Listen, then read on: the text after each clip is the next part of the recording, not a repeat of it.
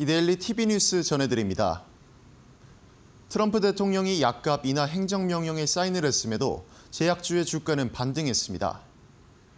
트럼프 대통령이 현지 시각 12일 최대 90%에 달하는 약가 인하 행정명령을 냈음에도 제약주의 주가는 회복 흐름을 보였습니다. 전문가들은 전날 약가 인하 발언에 크게 떨어졌던 제약주가 이번 행정명령의 실효성에 대한 의문을 제기했다며 반등의 이유를 설명했습니다. 뉴욕타임즈는 트럼프는 더 낮은 약값을 의무화할 명확할 법적 권한이 없다고 말했습니다. 실질적인 정책이 없다는 지적이 나오며 미국의 제약주인 머크와 화이자 또한 반등했습니다. 월가에서도 주가 변동에 대해 우려했던 것보다 나은 수준이라고 평가했습니다. 이 알테오젠의 주가는 전장 대비 3.57% 상승한 34만 8천 원에 펩트론의 주가는 13.8% 상승한 19만 4,600원에 장을 마쳤습니다. 미국과 중국의 관세 전쟁 휴전 소식에 방산주의 주가도 하락했습니다. 미국과 중국의 관세 인하 협의 소식이 전해지며 관세 전쟁의 수혜주였던 방산주는 동반 하락했습니다. 업계에 따르면 트럼프발 관세 리스크의 관세 피난처로 방산주가 혜택을 보고 있었으나 이번 무역 합의 이후 흐름이 바뀌었다고 전했습니다. 이에 푸틴 러시아 대통령이 직접 러우 전쟁의 종전을 제안하며 오는 15일 휴전 협상이 예정된 게 방산주의 하방 요인으로 다가왔다고 말했습니다. 하나 에어로스페이스의 주가는 전장 대비 1.95% 떨어진 80만 4천 원에 현대로템의 주가도 1.57% 하락한 10만 6,600원에 마감했습니다. 한진칼의 주가가 호반그룹과의 경영권 분쟁 가능성에 급등했습니다. 호반건설이 한진칼의 지분을 추가 확보에 나서며 경영권 분쟁 가능성이 높아지자 한진칼의 주가는 상한가를 기록하며 치솟았습니다. 10일 금융감독원 전자 공시 시스템에 따르면 호반건설의 한진칼 지분율은 기존 17.44%에서 18.46%로 증가했습니다. 호반건설은 한진칼의 2대 주주로 단순 투자 목적으로 지분을 매입했다고 밝혔습니다. 하지만 업계에서는 호반건설의 한진칼 보유 지분이 조원태 회장의 지분과 1.5% 차이로 좁혀지며 향후 경영권 분쟁으로 이어질 가능성이 높다고 분석했습니다. 이 영향으로 한진칼의 주가는 상한가인 11만 5,900원까지 상승해 장을 마쳤습니다. 삼성전자가 오늘 초슬림 스마트폰 갤럭시 S25 엣지를 공개하고 내일부터 사전 판매를 시작합니다. 갤럭시 S25 엣지는 정교한 설계와 경량화를 통해 갤럭시 S 시리즈 중 가장 얇은 5.8mm, 무게 163g을 구현했습니다. 색상은 총 3가지며 256GB와 512GB의 스토리지를 탑재한 모델 가격은 각각 149만 6천 원과 163만 9천 원입니다. 문성훈 삼성전자 모바일 경험 사업부 개발실 부사장은 갤럭시 S25 엣지는 단순히 얇은 스마트폰이 아닌 엔지니어링의 혁신을 담은 제품이라며 삼성전자는 앞으로도 슬림 스마트폰 시대를 이끌어 나갈 것이라고 말했습니다. 한편 애플도 오는 9월 초박형 모델인 아이폰 17 에어 출시를 예고한 만큼 초슬림 스마트폰 경쟁은 한층 치열해질 전망입니다. 지금까지 이데일리 TV 뉴스 전해드렸습니다. 감사합니다.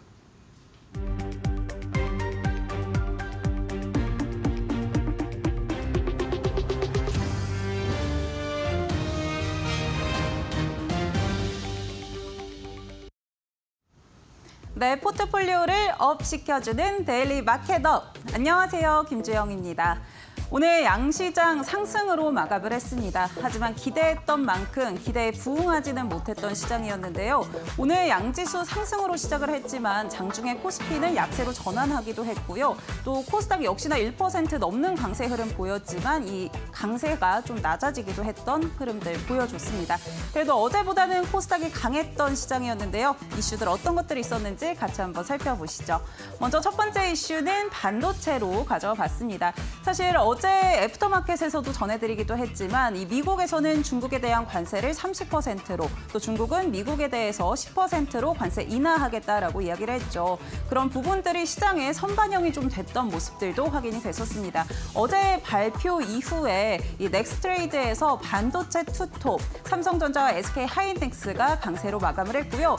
SK하이닉스는 20만 닉스를 다시 한번 터치하기도 했습니다. 그렇지만 오늘은 SK하이닉스가 좀 더 강했던 모습 모습인데요. 외국인들이 어제 SK 하이닉스를 1,630억 원 담아냈는데 오늘도 역시나 매수세가 들어왔습니다. 반면에 삼성전자는 매도세가 나오면서 코스피를 좀 끌어내리는 그런 주체이기도 했던 모습들 확인이 됐었는데요. 우선은 미중 관세 전쟁 90일간 휴전에 돌입을 했다. 시간을 좀 벌었다라는 평가들이 나오고 있습니다.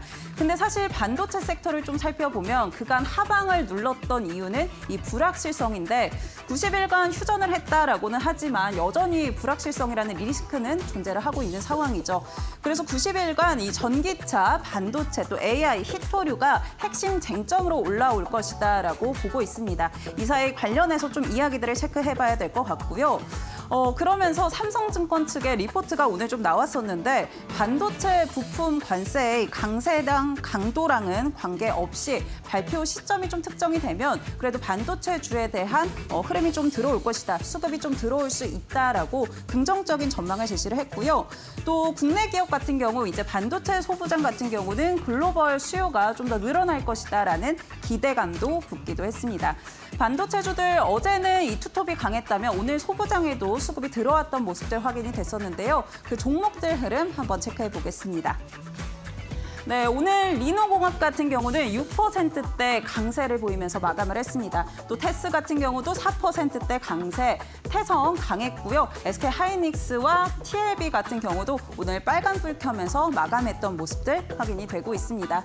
사실 전고점 대비해서 반도체 섹터는 정말 많이 내려온 상황인데 관세 문제, 이 불확실성이 좀 해소가 되면은 주도주로 다시 한번 화려하게 복귀할 수 있을지 뒤에서 전략 챙겨보시면 좋을 것 같습니다. 두 번째 이슈도 한번 다뤄보겠습니다. 또 AI 반도체 하면 빼놓을 수 없는 게 이 유리기판이죠. 오늘 유리기판 관련해서도 수급이 들어오는 모습들 확인이 됐었습니다. 사실 최근에 유리기판 같은 경우는 이 삼성전기 모멘텀을 통해서 다시 한번 튀어 올랐었는데요. 이 삼성전기 측에서 올해 하반기에는 벤더사들 최종 확정을 하고 유리기판 양산 준비에 돌입하겠다라고 이야기를 했습니다.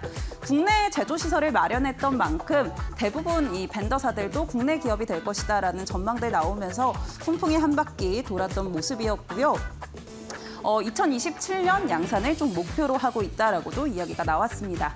그렇다면 또 다른 국내 기업들도 살펴보면 SKC 같은 경우도 올해 유리기판 상업화를 목표로 하겠다라고 포부를 드러내기도 했고 또 자회사인 앱솔릭스 같은 경우는 올해 이제 미국으로부터 보조금을 받기도 하고 2025년에 양산을 하겠다라는 목표들을 제시했습니다.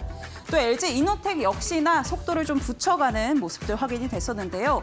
구미의 파일럿 공장을 통해서 이 시제품 양산을 하겠다라는 계획들을 밝혀냈습니다. 그렇다면 국내 기업만 열심히 하는 건 아니죠. 글로벌 기업 역시나 뛰어들고 있는 상황인데요. 인텔 측에서는 이제 작년에 유리기판 사업에 뛰어들겠다라고 이야기를 했고 2030년에 유리기판 도입을 하겠다라고 이야기를 하면서 비단 국내뿐만이 아니라 글로벌 시장에서도 유리기판은 주목하고 있는 부분이구나라는 그런 수요들을 확인을 했었습니다. 그렇다면 오늘 반도체와 함께 유리기판에도 수급이 들어왔는데요. 어떻게 흐름 마감했는지 확인해 보시죠. 네, 우선은 대장주 SKC 같은 경우는 오늘 0.7% 상승으로 마감을 했습니다. 그밖에 캠트로닉스, 자비스, 삼성전기 같은 경우도 강세 흐름으로 마감을 했는데요. 반면에 피롭틱스 같은 경우는 오늘 좀 흐름이 약했습니다. 그간 많이 주목받았던 만큼 다른 종목에 비해서는 시세가 조금 나지 않았던 모습들 확인이 됐었는데 앞으로 추후 상승 모멘텀이 있을지 유리기판 관련해서도 이어지는 애프터마켓 시간에서 전략들 챙겨가 보시죠.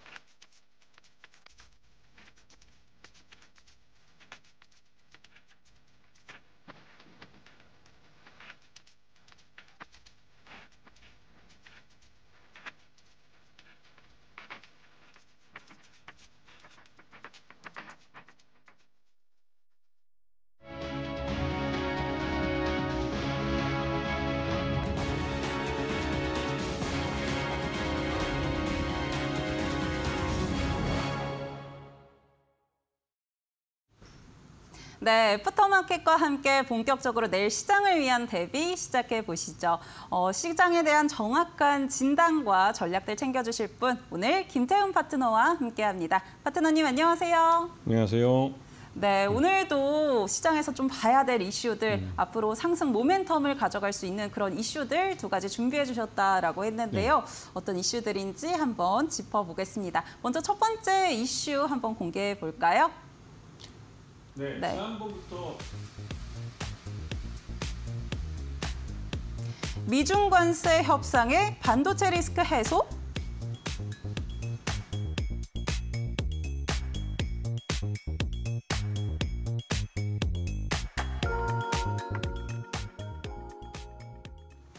네, 어제 미중 관세 관련해서 발표가 나오면서 반도체에도 전반적으로 훈풍이 불었습니다. 물론 오후장 들어서 그 상승 탄력은 조금 약해지기는 했지만 그래도 이제는 좀 다시 한번 주도주로 복귀할 수 있지 않을까 이런 기대감도 붙고 있는 것 같은데요. 그래서 오늘 가져와 주셨을까요, 파트너님? 네, 지난번부터 말씀드렸지만 지금 이 90일간의 휴전이 갖고 있는 의미가 굉장히 큽니다. 그 1분기 때 삼성전자의 실적이 그렇게 나쁘지 않았어요. 그렇게 나쁘지 않게 된 이유가 중국 쪽에서 이 미국의 관세 문제가 이슈화되기 전에, 즉 관세가 부과되기 전에 먼저 재고를 가져가겠다고 급하게 땡겨가면서 삼성전자 D램의 수요에 대한 가수요가 발생했습니다. 그러면서 삼성전자가 여기서 굉장히 큰 가격 상승, 그러니까 D램 자체의 그 고정거래선에 대한 가격을 높였죠. 그러다 보니까 이 실적이 삼성전자가 좋아질 거다라는 말들이 나온 겁니다. 그리고 2분기에 대한 실적도 좋아지는 것이고요. 당연히 여기와 관련된, 즉 작년에는 HBM3에 대한 양산을 못해서 삼성전자가 여기에 실적이 별로 좋지 않았습니다. 오히려 SK하이닉스가 굉장히 높은 실적 성장률을 보이면서 이 D램 시장에서 1위 수익성면 따지면 삼성전자를 뛰어넘는 실적을 보여줬죠. 근데 올해 2025년은 삼성전자가 나름대로 이 여기에 대해서 이제 노력을 많이 하고 있고 HBM에 대한 이 엔비디아 납품이 하반기 때 이루어질 수 있기 때문에 그렇게 되면 그 외에 HBM 외에도 뭐 CXL 반도체나 또 유리판 다양한 분야에서 이 인공지능 AI 반도체 관련한 이 제품들이 실적이 좋아질 가능성이 높은 겁니다. 그렇기 때문에 지금 CXL 반도체 같은 경우도 지금 당장은 양산하고 있지 않지만 이 연구 개발이 계속되고 있고 상반기 중에 그 CXL 1.0 버전과 2.0 버전에 대한 이건 테스트가 이미 끝났고 드디어 양산을 위한 CXL 3.0 버전에 대해서 이 개발이 거의 완료돼 가고 있습니다. 그래서 하반기 중에 대부분 개발이 완료되면 내년 1분기부터는 CXL 3.1에 대한 이 양산에 들어갈 거라고 삼성전자가 밝히고 있고요. 여기는 SK하이닉스도 거의 비슷한 시기에 양산을 할 거로 보입니다. 물론 SK하이닉스가 조금 더 일찍 할 가능성이 있습니다. 이 AI 반도체 관련된 분야의 이 반도체는 SK하이닉스가 삼성전자보다 한 발 앞서 있다고 해도 과언이 아니기 때문에 그렇죠. 그렇기 때문에 관련주로 한 두 가지 종목 지금 찍어볼 수가 있을 텐데요. 첫 번째로 TLB입니다. TLB는 이 PCB 쪽의 업체인데요. 대덕전자에서 떨어져 나온 그 분사한 기업입니다. 그리고 이런 고성능 하이엔드 제품에 대해서 특화되어 있는 회사이고 이 회사가 TLB가 이 다양한 이 PCB 업종에서 그 고성능 하이엔드 제품을 계속 개발을 해내고 있는데 그중에서 특히나 이 반도체 후공정 검사장비 쪽하고 PCB나 CXL용 PCB를 이 업체가 개발을 하고 있습니다. 그러다 보니까 이 수요도 굉장히 많고 또 굉장히 좀 비싼, 단가가 비싼 제품들을 주로 하고 있죠. 그래서 반도체 후전공 검사 장비 PCB 쪽에서는 굉장히 높은 수익을 나타내고 있고 그 덕분에 실적이 굉장히 좋습니다. 그리고 AI 인프라 투자가 확대되면서 당연히 SSD에 대한 수요가 늘고 있고 그 SSD에 대한 PCB를 이 업체가 이 TLB가 납품하고 있기 때문에 그런 면에서 실적이 굉장히 좋은 업체입니다. 그렇기 때문에 실적 면에서도 굉장히 좋은 업체이고 네오셈이라는 업체가 돼 있는데요. 어떤 네오셈도 이것도 반도체 쪽에 있는 업체인데 이 업체도 역시 검사 장비 쪽입니다. 그래서 네오셈도 나름대로 이제 SSD 검사 장비 쪽에서 수익을 내고 있고 SSD가 왜 중요하냐면 AI 데이터 센터에 들어가는 이 반도체이기 때문에 그렇습니다. 수요가 많이 늘어나는 것이죠. 그런 면에서 이런 쪽을 좀 보셔야 되고 이 네오셈도 역시나 삼성전자 쪽에다 검사 장비를 납품했던 이력이 있기 때문에 대량으로 납품할 수 있는 겁니다. 이런 법을 잘 보시고 그리고 또 CXL 3.0에 대해서 이 네오셈은 올 하반기에 이 3.0 검사 장비를 완성을 시킬 거라는 목표를 제시하고 내년 초에는 상용화를 하겠다고 삼성하고 협의가 된 것 같습니다. 그래서 양산은 아마도 내년 상반기쯤이 될 가능성이 높은 것이죠.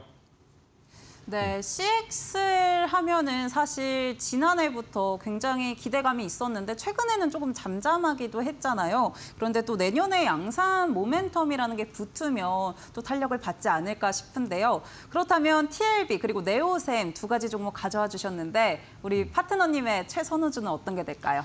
역시나 이제 TLB 쪽이죠. TLB는 이 메모리 반도체 3사, 우리 세계적으로 뭐 여전히 삼성전자가 1위라고 하고 2위는 SK하이닉스라는데 작년에는 좀 역전을 했죠. 그리고 3위는 미국 마이크론 테크놀로지입니다. 그런 이 세 종목, 세 회사를 모두 거래하는 게 바로 이 TLB입니다. 그만큼 TLB는 고성능 PCB를 만드는 업체고 그 신뢰도에서 굉장히 높은 회사죠. 그렇기 때문에 TLB는 한번 CXL 반도체가 양산을 태울 때 거기에 PCB를 이 세 회사 모두 납품할 수 있는 회사입니다. 그 자체가 시장이 굉장히 넓다는 것이죠.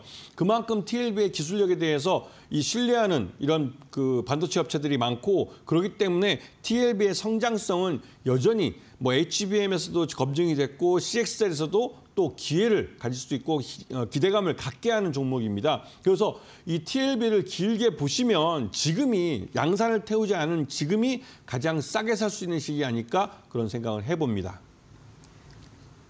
네, 오늘도 TLB는 강세 흐름을 좀 이어갔는데요. 그렇지만 내년에 이런 모멘텀을 받게 되면 더 상승 여력이 있기 때문에 지금이 좀 저점이 될 수 있다라고 전략들 세워주셨으니까요. 반도체 관심 있으신 분들 TLB 한번 지켜보시면 좋을 것 같습니다. 그러면 두 번째 이슈도 준비해 주셨는데요. 바로 화면을 통해서 열어보시죠. 반도체의 게임 체인저 등장, 유리기판.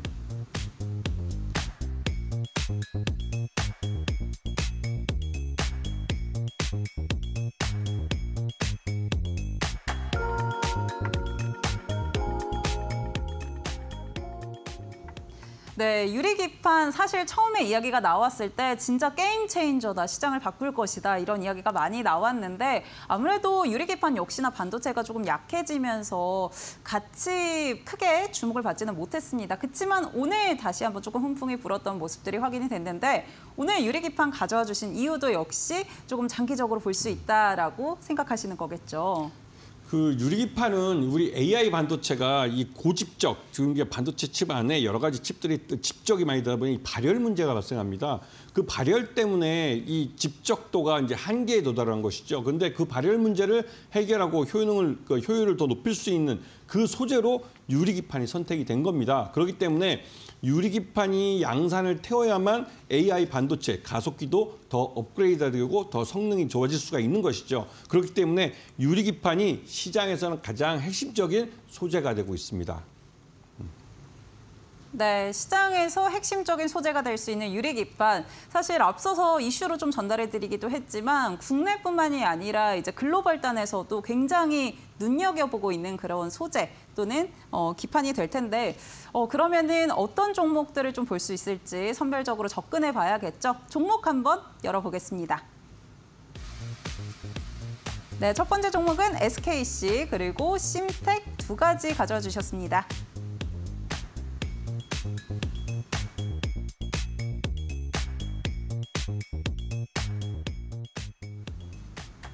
네, SKC 하면 뭐 대장주니까 말해 뭐인 것 같고요. 또 심텍 같은 경우도 최근에 뭐 흐름이 좀 나왔던 것 같은데 이 두 종목 오늘 가져와 주신 이유 어떻게 포인트들 짚어볼까요? 네, 그 SKC 같은 경우는 지난 CS 2025에서 최태원 회장이 그 엔비디아 박스를 이제 부스를 찾아가서 엔비디아 젠스랑 CEO를 만나서 얘기를 하고 돌아왔을 때 SKC 부스로 돌아왔죠. 그때 팔고 왔어. 이 한마디를 하면서 시장에 그 핫 이슈가 됐습니다. 왜냐면 지금 현재 이런 그 우리나라의 반도체 쪽 이제 유리 소재를 개발하고 있는 대기업들 중에 LG노텍도 있고 삼성전기도 있고 그다음에 SK그룹 계열사인 SKC도 있습니다. SKC는 자회사인 앱솔릭스를 통해서 이제 하고 있는데요.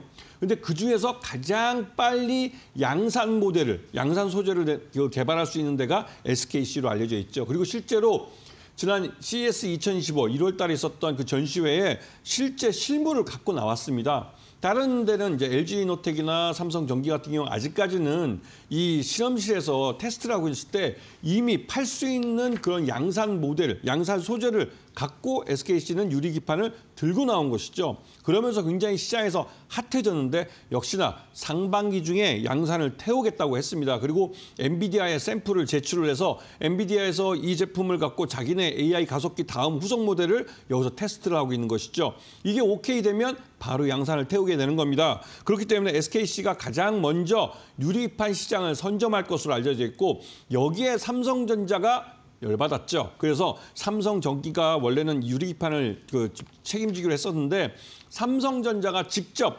유리기판을 만드는 소지업체들을 모집을 해서 직접 이 시장에 뛰어들었습니다. 삼성전자가 뛰어들었기 때문에 이 유리기판에서 SKC가 과연 양산을 먼저 태우지만 시장을 먼저 선점할 수 있을지는 삼성전자와 SKC의 싸움이 되기 때문에 이건 또 구경하는 재미가 있을 것 같고요. 그리고 SKC는 기본적으로 또 동박을 또 만드는 회사입니다. 그 계열사를 갖고 있고 그 동박 쪽에서 이번에 미국 반도체법에 따라서 보조금을 또 지급받기로 했죠. 그래서 SKC는 이런 똘똘한 자회사들 때문에 실적이 굉장히 좋아질 가능성이 높은 그런 회사이고 현재 한계에 도달했거나 이제 성장성이 없는 사업 분야들을 직접 매각을 하고 있습니다. 그런 면에서 SKC가 굉장히 좋아지고 있는 면이 있고요. 그다음에 심텍은 아까 앞에서 말씀드렸던 그 TLB처럼 이 고기능성 PCB를 만드는 업체예요. 그래서 그런 쪽에서 심텍은 굉장히 그 기술력도 있고 또 나름대로 이 시장에서 신뢰도를 받고 있는 그런 업체입니다. 그렇기 때문에 심텍에 대해서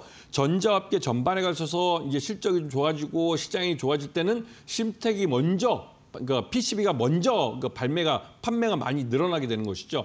그러면서 이 심텍의 실적을 보면 전자업계의 이 시장이 어떻게 돌아가는지 볼 수 있는 그런 면도 있습니다. 그리고 이 엔비디아의 HBM 쪽에다가 먼저 그 심텍이 이 PCB를 납품했던 경험력이 있기 때문에 AI 가속기 쪽 분야에서는 이 심텍이 나름대로의 이 PCB 쪽에 강한 이 경쟁력을 갖고 있는 회사라고 할 수가 있죠. 그리고 지금 현재 중국 쪽에서 반도체 재고를 먼저 가져가기 위해서 가수요가 발생한다고 앞에서 말씀드렸는데 삼성전자 쪽도 그래서 1분기 실적이 좋아졌고 2분기 실적에 대한 기대감도 가져간다고 그랬고 미중 간의 무역 협상이 제네바에서 있었을 때 이게 90일간 유예가 됐습니다.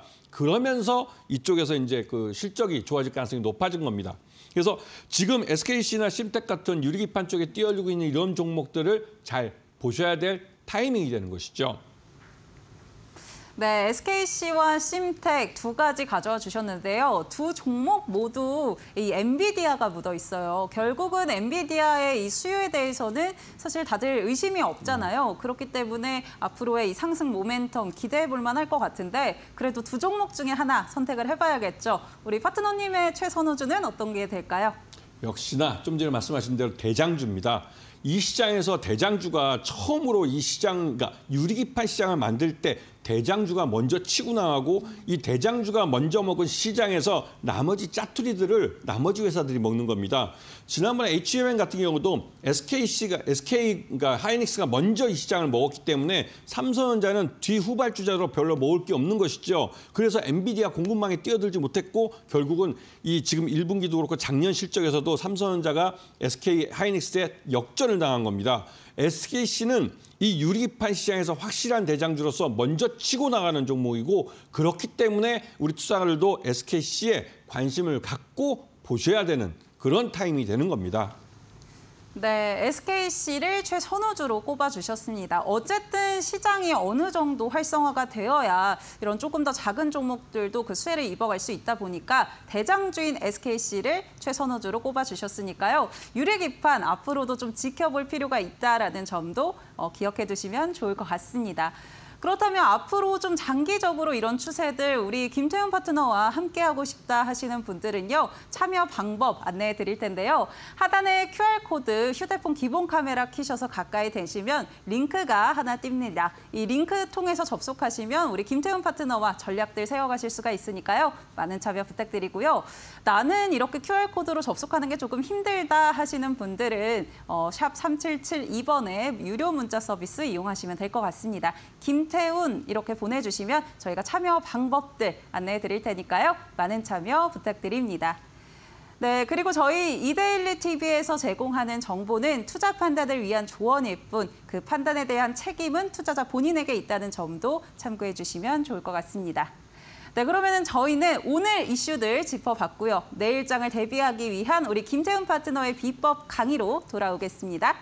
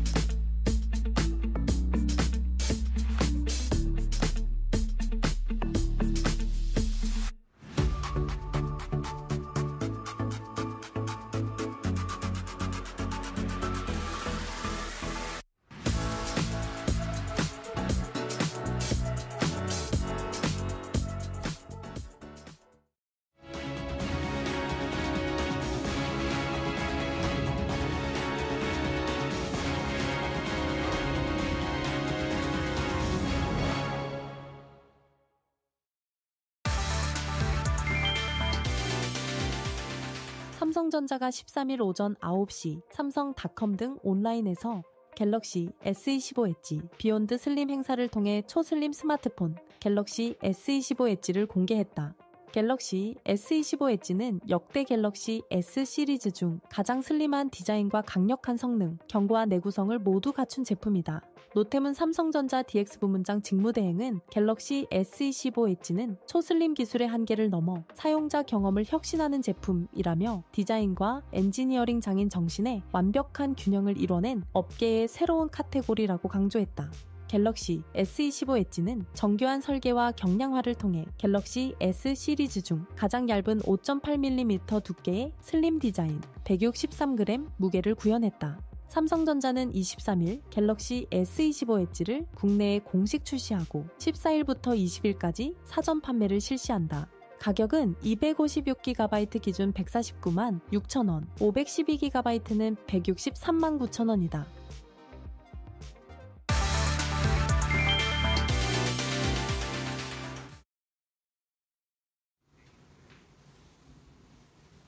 자, 일주일 만에 다시 또 찾아왔습니다. 지난주와 일주일 사이에 또 시장 환경이 굉장히 또 크게 변화를 했는데요.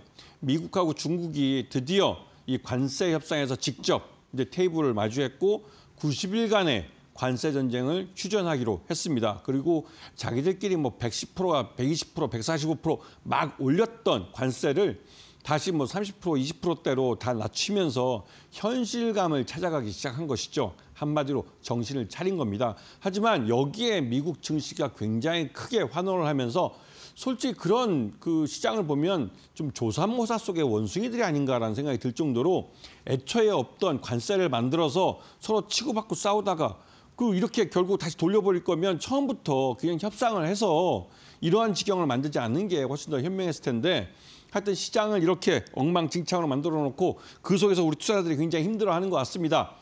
자, 그런데 우리 시장으로 한번 돌아오면 우리 시장은 6월 3일 조기 대선에 모든 포커스가 몰려 있습니다. 그러다 보니 시장 내에 나오는 뉴스들은 대부분 대선 공약으로 나오는 말들이고 그 대선 공약이 결국은 투자자들의 투자 학습 효과가 되어 있는 것들이기 때문에 여기에 투자자들이 묻지마 매수세를 들리고 있죠. 그런데 가만히 보면 항상 예전에도 그렇지만 이번에도 이 조기 대선 과정에서 이런 그 대선 공약들이 나오는 것들은 그 공약은 결국은 뉴스가 되고 그 뉴스 쏟아져 나온 뉴스 속에서 투자자들의 관심이 그쪽으로 갈 수밖에 없습니다. 가게 되면 돈도 따라가고 매수라는 그 매수 주문도 따라갈 수밖에 없는 것이죠. 그렇기 때문에 시장에서 뉴스가 많은데 주가 시세도 발생하는 겁니다. 그렇기 때문에 이쪽에 잘 보셔야 되고 특히나 요즘은 이 뉴스라는 게 HTS나 MTS 같이 우리가 손에 들고 있는 핸드폰 또 우리가 보고 있는 PC 이런 걸 통해서 실시간으로 우리에게 전달이 됩니다. 그러니까 장중에서 곧바로 뉴스가 종목의 주가에 영향을 미치는 시대를 살고 있는 것이죠. 그리고 나중에 가서 이런 대선 공약은 누군가 이제 대통령이라는 자리에 또 누가 선출이 되면 그 사람이 꾸리는 그 정부에서 이 대선 공약은 실제로 우리들의 세금을 사용하는 정책이 됩니다. 그렇기 때문에 정책으로 만들어질 수 있는 그런 종목들을 좀 보셔야 되죠. 최근 들어서 지금 유진 로봇인가요? 그 종목이 이틀 연속 상한가를 쳤는데 그 이유가 무슨 로봇 관련된 정책이나 이런 것이 아니라 그 유진 로봇사 사회이사가 이런 그 모 특정 정치인의 이 캠프에 참여를 했다. 이 뉴스가 이틀 상한가, 그럼 60%가 주가를 끌어올리는 효과를 가져온 거예요. 이게 대표적인 정치인 테마주가 되는 건데요. 이런 지연, 인연, 학연은 결국은 테마 바람이 불 때는 주가가 잘 오르는 것 같지만 그 주가가 오른 것만큼의 그 기업의 주가를 유지시켜줄 수 있는 실적이 뒤따라가 주지 못하면 바로 폭락합니다. 그렇기 때문에 굉장히 조심하셔야 되는 거고요.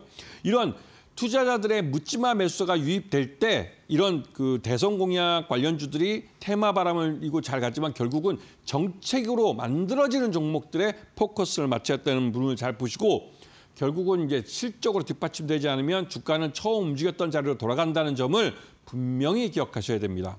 자, 두 번째는 이 오늘 그 대선 공약들 중에 제가 콘텐츠 중에서도 특히나 K-팝 관련주들에서 말씀을 드리겠는데요. 이 K-팝 관련주들은 지금도 돈을 벌고 있는 종목들입니다. 그리고 작년이 가장 그래도 실적이 나빴던 종목이고 올해 들어와서 1분기 실적도 굉장히 좋고 앞으로는 실적이 점점 더 좋아질 겁니다. 왜냐하면 K-팝은 그 K-팝에 소속된 아티스트들이 1분기 때가 어떻게 보면 공방기예요. 신곡을 만들고 새로운 안무를 짜고 하는 시기고 2분기부터는 그 1분기 때 만들어진 신곡과 또 안무를 갖고 실제로 런칭을 하면서 신곡들을 앨범으로 발표를 하죠. 그리고 그 효과를 봐서 3분기, 4분기 때 월드 투어를 다니는 겁니다. 그래서 1분기 실적이 가장 낮은 것이고 1분기 이후에 2분기, 3분기, 4분기가 실적이 점점점 좋아지는 것이죠. 그래서 1분기 실적마저 좋은 업체들은 2분기, 3분기, 4분기도 좋아질 수밖에 없습니다. 그렇기 때문에 이런 걸 잘 보셔야 되고 이 우리나라 같은 경우는 이 K-팝 아티스트들을 길러내는 육성법이 전 세계적으로 유명해요. 그 어떻게 보면 좀 비인간적이다라고 말하는 부분도 있지만 이 미성년자일 때부터 뽑아서 우리가 트레이닝을 시키죠. 이건 단순히 춤과 노래를 가르치는 것뿐만 아니라 해외 다른 나라 그 진출하려는 일본이나 중국이나 영어권 같은 이런 외국어도 교육을 시킵니다. 그리고 요즘은 이제 외국의 아티스트까지, 외국의 이제 어린 학생들까지 받아들여서 그 멤버 안에 외국인도 있는 그런 경우도 많이 보게 되죠. 이러한 우리들만의 K 교육 방식의 이 아티스트를 길러내는 이런 그 도제식 어떻게 보면 이런 교육 방식이 우리나라 이 K-팝의 가장 강력한 창의력이면서 또한 그 경쟁력이라고 볼 수가 있는데요. 그러면서 여기에 우리나라의 그 앞선 IT 기술이 접목되면서 전 세계적으로 팬덤을 형성하는데 IT 기술과 아티스트라는 이런 것들이 서로 융합을 보여주고 있고 여기서 굉장히 큰 시너지를 내면서 경쟁력을 만들어내고 있습니다. 그렇기 때문에 이런 K-팝을 다른 나라들도 똑같이 카피하려고 하지만 그게 잘 쉽지 않게 되는 것이죠. 그렇기 때문에 우리가 이쪽에서 이 K-팝을 통해서 우리 K-팝 아티스트들이 해외에 나가서 공연을 하고 그러면서 이러한 해외 한류가 형성이 되고 이 한류 형성은 곧바로 우리 K 브랜드에 긍정적인 이미지를 심어주면서 우리 상품의 판매율을 촉진시켜줍니다. 이런 부분에서 이 K-팝을 좀 잘 보셔야 되고 특히나 올 하반기에는 중국 시장이 한 8년여 만에 새로 오픈될 가능성이 큽니다. 그 말뜻은 한알령 해제와 또 연결되는 건데요. 한알령 해제가 되면 우리나라 아티스트들 중에 5만 명 이상 그 대규모 공연을 할 수 있는 그런 기회가 줄 수 있는 것이고요. 그렇게 되면 우리 아티스트들이 중국에 가서 공연을 할 수 있는 상품성 있는 시장이 만들어지는 겁니다. 그렇게 해서 중국 사람들한테 인지도가 높아지면 우리 한국 아티스트들이 다시 한번 중국의 그 유명한 그 생수 회사의 뭐 광고도 할 수 있는 것이고 뭐 중국의 음료 회사나 어떤 뭐 상품의 모델이 될 수도 있는 것이죠. 그러면서 또 거기서 수익을 얻을 수가 있고 자연스럽게 우리 아티스트들이 해외에 나가서 우리 한국에서 먹었던 음료나 이런 것들도 거기에 또 이런 유행이 또 퍼지게 되는 것이고 그렇게 하면서 우리 상품에 대한 인지도가 굉장히 높아지는 겁니다. 자, 그리고 이 K-팝 효과는 좀 전에 말씀드렸듯이 K-팝 아티스트를 통해서 만들어지는 겁니다. 그렇기 때문에 이런 K-팝 아티스트가 얼마만큼 해외에 많이 유명해지고 또 팬덤을 형성시키는지 그리고 팬덤을 통해서 음반을 팔고 음원을 판매하고 또 부수적으로 이 아티스트가 가서 광고도 찍으면서 이런 K-팝이라고 부르는 이런 그 연예 기획사에 수익을 가져오는 것이죠. 그리고 그 수익을 돈을 버는 회사에 우리가 투자를 하는 것입니다. 그렇기 때문에 이 K-팝 아티스트들이 얼마만큼 활동을 하느냐 이걸 잘 보시면 수익을 낼 수 있는 기업을 잘 선택해서 이런 연예 기획사에 투자를 해서 수익을 가져갈 수 있는 것이죠. 그렇기 때문에 이 K-팝 효과를 잘 관찰을 하시고 지켜볼 수 있어야만 여러분도 수익을 가져갈 수 있는 겁니다. 자, 마지막으로 공략법을 말씀드리겠는데요. 아까부터 계속 강조했지만 K-팝은 기본적으로 아티스트 중심입니다. 그래서 그 유명한 아티스트를 데리고 있는지 그리고 그 아티스트와 계약을 제대로 또 제일 갱신해서 가져갈 수 있는지 그리고 아티스트가 팬덤을 형성하는데 회사가 어느 정도 기여할 수 있는 IT적 능력이나 또 그런 경험들이 있는지 이런 부분을 잘 보시면서 이런 K-팝 아티스트들이 얼마만큼 활동을 많이 하는지를 잘 보시면 충분히 수익을 내고 있는 그런 연예 기획사를 찾아낼 수가 있고 거기에 투자를 해야 되는 겁니다. 그리고 올 하반기에 K-팝이 이 중국 한알령이 해제되면 중국 시장에 다시 한번 진출할 수 있기 때문에 이런 부분을 잘 보시고 K-팝 관련주들을 찾으시면 충분히 좋은 기회를 잡으실 수 있을 겁니다. 네, 사실 엔터주 올해 굉장히 주목을 많이 받았는데 최근에는 이제 한알령 해제에 대한 그런 신호탄이 이펙트가 될 것이다 이런 이야기도 있었지만 좀 지연된다라고 이야기를 해서 그럼 이런 상승 모멘텀이 좀 줄어들 수도 있지 않을까 생각했는데 우리 파트너님은 여전히 상승 추세는 있을 것이다. 여러 가지 모멘텀 받아갈 수 있다라고 이야기를 해주셨는데요. 그렇다면 어떤 종목들 공략해 봐야 될지 저도 너무 궁금합니다. 공략주 한번 공개해 주실까요? 네, 좀 전에 말씀하신 것처럼 이 K-팝 관련주, 이 K-팝 관련된 연예기획사들은 지금이 가장 주가가 많이 올랐다고 하지만 예전의 주가와 비교해 봤을 때는 이제 겨우 발목 정도 아니면 좀 무리해서 본다면 이 무릎 정도 지나는 수준입니다. 대표적으로 하이브를 설명을 좀 드리겠는데요. 이 하이브 같은 경우는 작년 하반기부터 해서 뉴진스라는 걸그룹을 잘 키워왔는데 이 뉴진스가 이 하이브 그룹에서 이탈하겠다고 나섰습니다. 그 법정 소송까지 하고 시끄러웠는데요. 그러다 보니 이미지도 나빠지고 했는데 이게 최근에 다 정리가 됐습니다. 법적으로 다 정리됐고 뉴진스 사태가 마무리되면서 이제 BTS의 완전체 컴백을 갖고 이 하이브는 여기에 대해서 이 외부에 홍보를 하고 그러면서 이제 보시면 아시겠지만 주가도 이렇게 오르고 있는 모습을 보여주고 있죠. 그러면서 이 하이브는 가장 큰 IP인 이 방탄소년단 BTS가 군대를 갔다 와서 지금 개별적으로 돌아온 멤버들이 각 개별적으로 개별 공연을 하고 있습니다. 그러면서 이 이 연말에는 이 BTS라는 완전체가 모여서 함께 공연하는 걸 볼 수 있다는 기대감을 갖게 하고 있죠. 그러다 보니 하이브의 진짜 진정한 실적, 즉 하이브가 진짜 제대로 돈을 버는 건 연말에 가서야 가능할 것이라는 것 때문에 지금은 그 기대감이 주가에 계속 반영이 되고 있습니다. 이미 국민연금도 하이브 지분을 조금씩 늘려가고 있어요. 그거는 항상 주식은 기대감에 사서 실적으로 확인하고 파는 겁니다. 그렇기 때문에 기대감이 많아지고 있는 이 타이밍이 지금 제대로 된 매수 타이밍이라는 것이죠. 매수가는 26만 원 제시해드리고 손절가는 25만 원, 그다음에 목표가는 35만 원을 제시해드리는데 지금 이제 겨우 1분기 지나고 2분기도 딱 중간을 지나고 있습니다. 하이브는 추가적인 실적을 낼 수 있는 가장 강력한 우리의 그 K-팝 기업이기도 하고 장기적으로 이 대장주이기 때문에 이 시장을 견인해서 갈 종목입니다. 그렇기 때문에 너무 쉽게 잔파도에 그 작은 바람에 흔들리지 마시고 이 종목은 올 연말에 BTS 오빠들이 돌아온다. 이 생각만 하시고 버티신다면 충분히 큰 시세를 낼 수 있는 종목인 거 기억하시고 중국이 한한령을 해제했을 때 지금 가장 먼저 중국 지방정부들은 우리 한국의 BTS 같은 이런 대형 아티스트를 데려와서 큰 공연을 하고 싶어 합니다. 5만 명, 8만 명 들어가는 스테디움에서 공연을 하면 이걸 구경하기 위해서 많은 전국 각지에서 중국의 그러니까 이 아티스트를 구경하기 위해서 전국에서 이런 그 팬들이 몰려드는데요. 그들이 먹고 자고 하면서 여기서 소비하는 그 소비를 지방 정부들은 원하고 있습니다. 그래서 한한령 해제의 상징적인 제스처로 이런 하이브의 중국 공연이 이루어질 가능성이 높은 것이죠. 자, 두 번째 종목 가겠습니다. 두 번째 종목은 카카오엔터와 시너지 효과를 내고 있는 그런 종목이죠. 카카오엔터와 시너지를 낸다면 네, 맞습니다. SM입니다.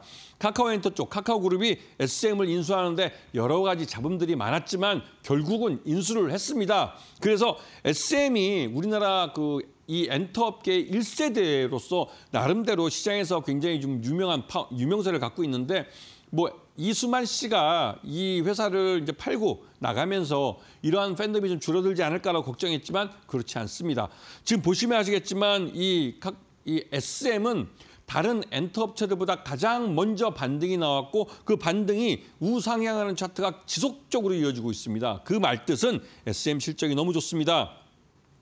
1분기 실적이 어닝 서프라이즈가 나왔고 여기에 맞춰서 이 회사가 갖고 있는 1세대 그 연예기획사로서 이 소녀시대나 에스파, 샤이니, 엑소, 레드벨벳 다양한 아티스트를 갖고 있기 때문에 이들 아티스트가 우리나라에서뿐만 아니라 해외 어느 공간에선가 이 월드 투어를 하면서 돈을 벌어들이고 있는 것이죠. 그리고 이들 각각 하나가 5만 명을 동원할 수 있는 그런 대형 아티스트들입니다. 이런 대형 아티스트를 갖고 있기 때문에 이 SM 자체도 돈을 벌지만 SM이 갖고 있는 이 아티스트들 IP라고 부른다면 이 IP를 이용해서 다른 카카오엔터와 코어를 통해서 또 새로운 수익을 낼 수가 있는 것이죠. 그런 면에서 SM이 굉장히 성장성이 있고 또 한 가지 신인 걸그룹인 하츠투하츠 이게 이번에 또 삼성전자의 그 TV 플러스라고 해서 스마트 TV를 통해서 전 세계에 런칭을 합니다. 그러면서 하츠투하츠가 안정적으로 이 데뷔를 했고 데뷔를 함과 함께 이 월드 투어에 나올 수 있을 만큼의 인지도를 얻게 됐죠. 이거는 대단한 그 삼성전자와 SM의 코어기라는 대단한 혁신적인 방법이면서 또 이런 연예기획사가 좀 더 진보하고 발전하고 성장할 수 있는 하나의 길을 만들어준 겁니다. 이런 면에 잘 보셔야 되고요.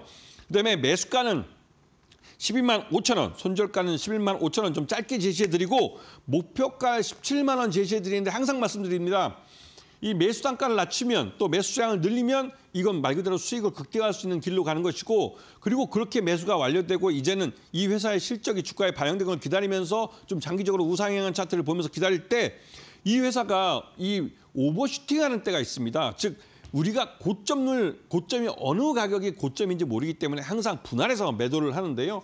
그 매도를 할 때도 이 회사 목표가 17만 원 오버할 가능성이 큽니다. 왜냐하면 그만큼 SM이 수익을 낼 수 있는 아티스트들이 많기 때문이죠. 그런 면에서 이 SM도 좀 길게 보실 게 필요하시고요. 자, 세 번째 종목 바로 가겠습니다. 그 세 번째 종목은 이게 여자아이들이라는 IP를 갖고 있는 회사인데요. 이 여자아이들은 이번에 재계약을 한 쪽입니다. 재계약을 했기 때문에 실제로 이 회사가 이 수익을 더 가져갈 수는 없죠. 항상 그러니까 IP 아티스트가 첫 번째 7년 동안은 회사가 수익을 더 많이 가져가지만 이 회사가 재계약을 할 경우에는 수익을 이런 아티스트가 더 많이 가져가는 그런 형태로 수익 구조가 바뀌게 됩니다. 그렇게 되면 근데도 이런 기존에 잘 나가는 이 아티스트를 계속 밀어주는 건 이런 아티스트를 전면에 세우고 능력 있는 새로운 신인 아티스트를 모집을 할 수 있기 때문에 그런 신입 그런 아티스트를 길러내면서 발음이 좀 어렵네요. 길러내면서 여기서 또 새로운 수익을 가져갈 수 있는 기회를 가지게 되는 것이죠. 이 큐브엔터 같은 경우는 중국 쪽 시장을 오리엔트해서 이쪽에 굉장히 공을 들이고 있습니다.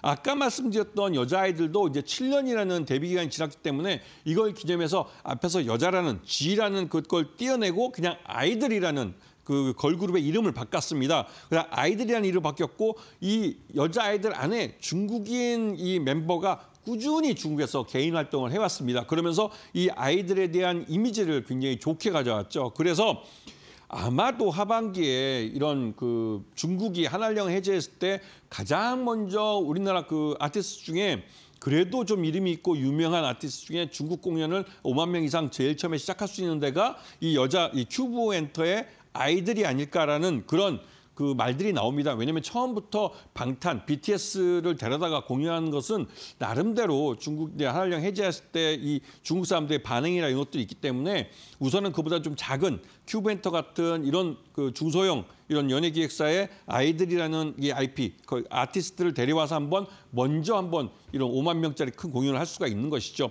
이런 면에 잘 보시고 큐브엔터 이것도 좀 주의 있게 잘 보셔야 되는데 매수가는 19,500원, 손절가는 18,500원 좀 짧게 제시해드리고 목표가는 26,000원을 제시해드리는데 매수는 항상 매수 수량을 늘리고 매수 단가를 낮추는 쪽으로 분할해서 사야 한다고 말씀을 드렸어요. 그렇게 해서 매수 단가를 낮추면서 이게 손절가에 다가가더라도 손절가에 한꺼번에 다 쳐버리는 게 아니라 내가 매수했던 분할했던 것만큼 분할해서 사는 것, 분할해서 다시 더 낮은 가격에 사는 겁니다. 수량을 늘리기 위한 목적으로요. 그렇게 하고 매수가 끝났을 때 시장에서는 다시 한번 주가가 이제 이 기업 가치가 반영이 되면 주가가 오르면 목표가라는 부분에서 한꺼번에 다 패는 게 아니라 이걸 또 분할해서 팔아야 돼요. 왜냐면 고점, 상투는 지나봐야 할 수가 있습니다. 이런 부분을 잘 보시고 시장에 접근을 하시면 충분히 좋은 기회를 가질 수 있을 겁니다. 네, 엔터주 1분기보다는 2분기에 실적이 더 좋게 나올 것이다라는 이야기들 많이 나오고 있는데요. 우리 김태훈 파트너님 역시나 앞으로 실적 더 잘 나올 것이다라고 이야기해 주셨고요. 종목으로는 하이브, SM, 큐브엔터 짚어주셨습니다. 저도 개인적으로 하이브, 이 BTS 다들 이제 복귀를 한다라고 이야기를 하니까 굉장히 기대감이 있는 상황인데 엔터주들 한번 관심 가져보시면 좋을 것 같고요. 이런 공략주들, 매도 타점들 좀 짚기 어렵다 하시는 분들은 김태훈 파트너와 함께 해보시고 싶을 것 같은데요. 제가 참여 방법 안내해 드리겠습니다. 하단에 QR코드 휴대폰 기본 카메라 키셔서 가까이 대시면 링크가 하나 뜨는데요. 이 링크 통해서 접속하시면 김태훈 파트너와 함께 공부하실 수 있는 채팅방에 들어오실 수가 있습니다. 나는 이 방법이 조금 어렵다 하시는 분들은요. 샵 3772로 김태훈 보내주시면 저희가 참여 방법 또 안내해 드리니까요. 많이 참여해 주시기 바랍니다. 네, 오늘 투자 전략들 세워주신 김태훈 파트너와는 여기서 인사드리도록 하겠습니다. 파트너님 감사합니다. 네, 저희 애프터마켓에서 준비한 순서는 여기까지입니다. 내일 4시에 또 알찬 정보들 준비해서 돌아오도록 할 테니까요. 많이 시청해 주시길 바랍니다. 오늘 함께 시청해 주신 여러분들 감사합니다.